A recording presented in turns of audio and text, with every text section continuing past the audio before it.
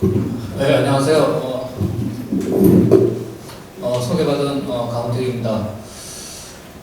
저희가 15년 전에 이 작업을 처음 시작했을 때, 그때 이제 광복 60주년 기념으로 이 사업을 시작을 했습니다. 60주년이기 때문에 상당한 정도, 이제 두세 배 정도의 시간이 흐른 뒤에, 과연 이제 우리는 어디 있느냐라는 그런 고민에서 이수정 부원장님께서 주도해서 이 작업을 시작을 했고, 그게 이제 네 차례 지금 이제 오늘 작업을 하게 됐습니다.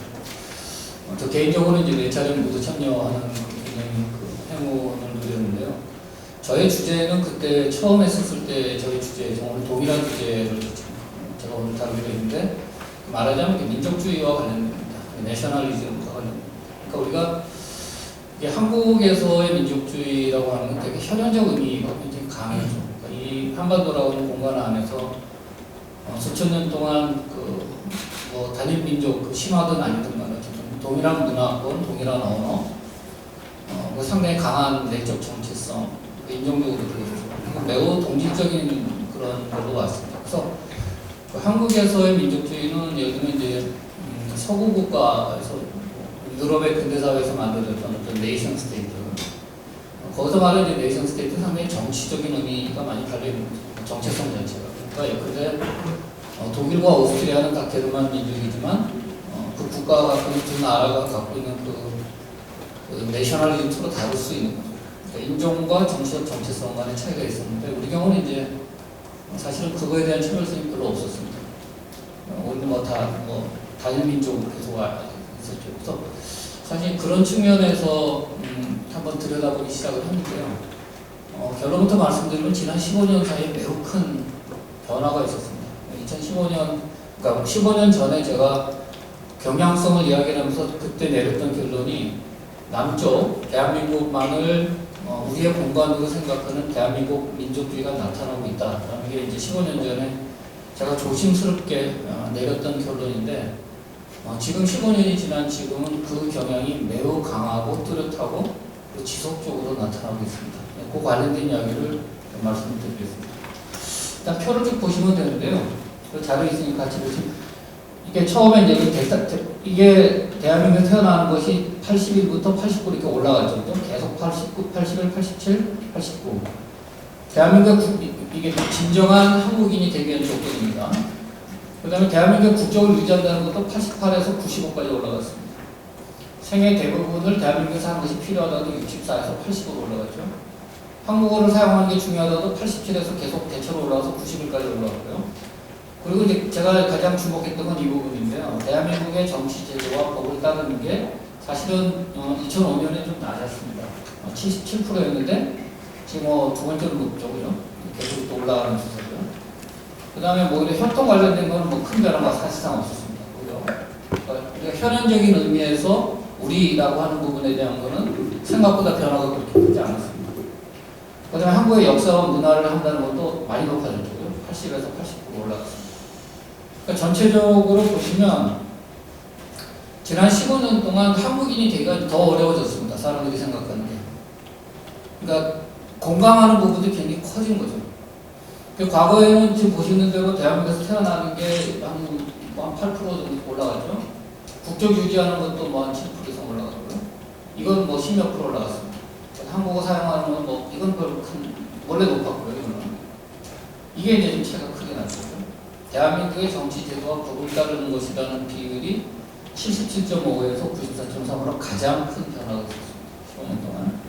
혈통은 보시는 대로 별 차이가 없죠. 이건 거의 원래는 높긴 했습니다. 이것도 한 9% 정도 올라갔습니다.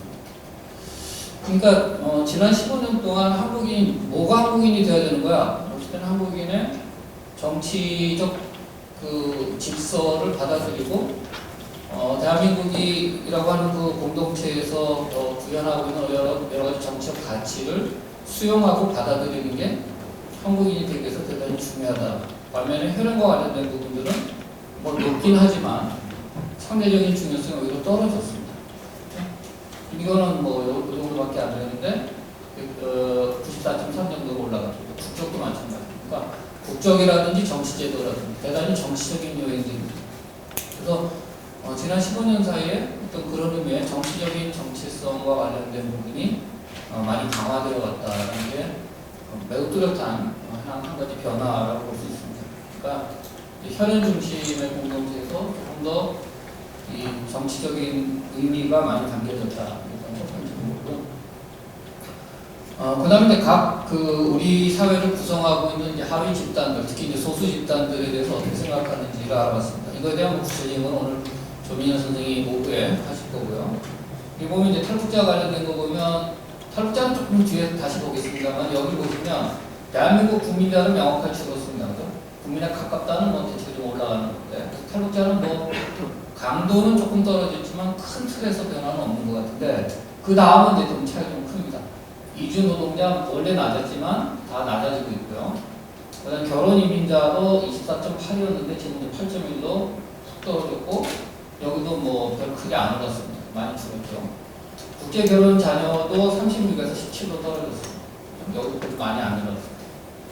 그다음에 조선족 같은 경우도 18%가 2010년에는 대한민국 국민이라고 생각했는데 10.6으로 떨어졌다가 이번 조사에서 3.3%. 조선족을 대한민국 국민이라고 생각하지 않는 사람이 거의 대부분이라는 거고요. 여기 보기에는 대한민국 국민에 가깝다는 비율도 크게 떨어졌습니다.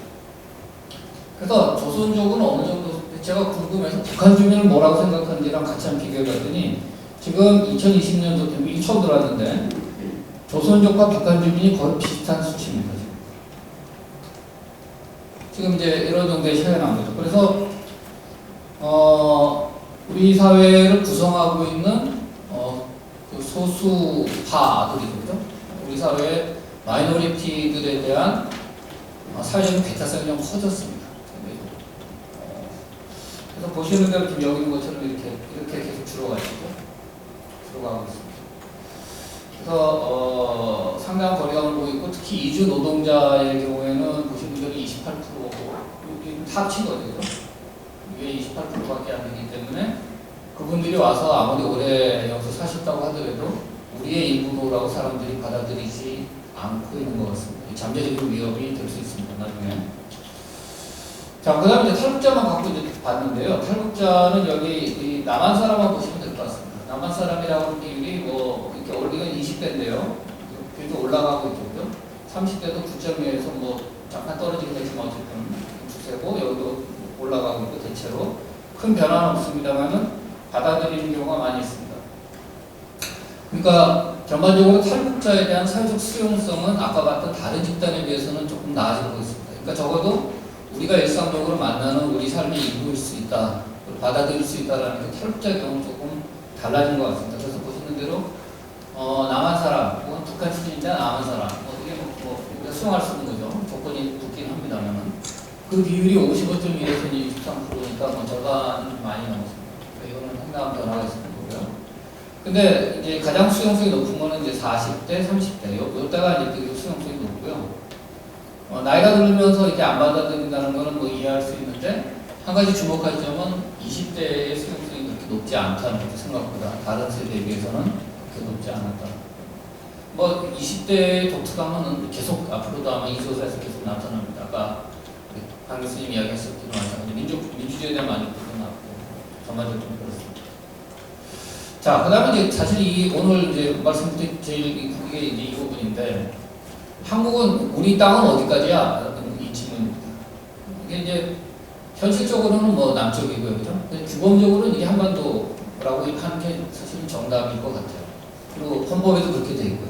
한반도가 그 부속도서를 하다가 우리 땅이기 때문에 정답을 제가 볼 때 한반도라고 기억을 해야 될 것 같습니다. 근데 보시는 대로 남한 지역이라는 응답이 36.7에서 73.2, 20대입니다. 이렇게 올라갔고요.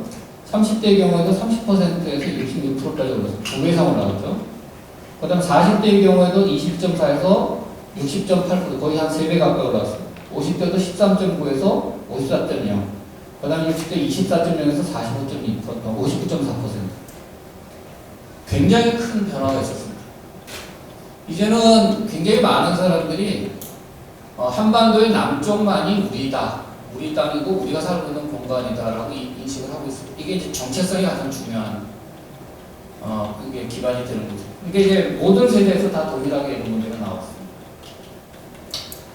그러니까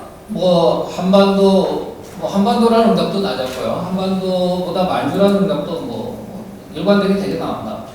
더 전연령에서 나왔습니다. 특히 20대 경우에는 73.2%가 나와요. 이게 통일 인식하고도 관련이 있습니다. 지금 요즘에 어디서나 통일이 필요하냐라고 물으면 사실 통일이 필요하냐 이거 답이 있는 질문이 규범적 질문이라고 하대요. 그러면 나는 솔직히 원치 않더라도 답할 때는 통일이 필요하다고 답하기가 쉬운데 20대는 그럼에도 불구하고 통일이 필요 없다는 대답이 높게 나옵니다. 이게 굉장히 큰 차이가 있는 거고요. 여기 66%니까 낮지 않습니다. 그래서 전체적으로 이 73%니까 굉장히 높죠. 20, 30대의 경우 대단히 높습니다. 네, 60대 이상 상대적으로 낮긴 하지만 여기서도 상당히 높게 나오죠. 그러니까 국민들이 전반적으로 지금 이 분단 체제 하에서 이제 새로운 정체성이 지난 15년 동안 꾸준히 이제 강화되어 온 겁니다. 그래서 제가 궁금해서 한번 이거 이제 남쪽만을 생각하느냐, 남쪽이 우리 땅이냐, 아니면 한반도냐, 혹은 한반도 플러스 만주까지가 우리 땅이냐, 이거 두 개로 나눠서 그래서 이걸 한번 돌려봤는데요. 뭐가 영향이 있나 봤더니 이제 젊을수록 환경이 낮을수록 일단 남쪽이 우리 땅이다. 이게 높았습니다.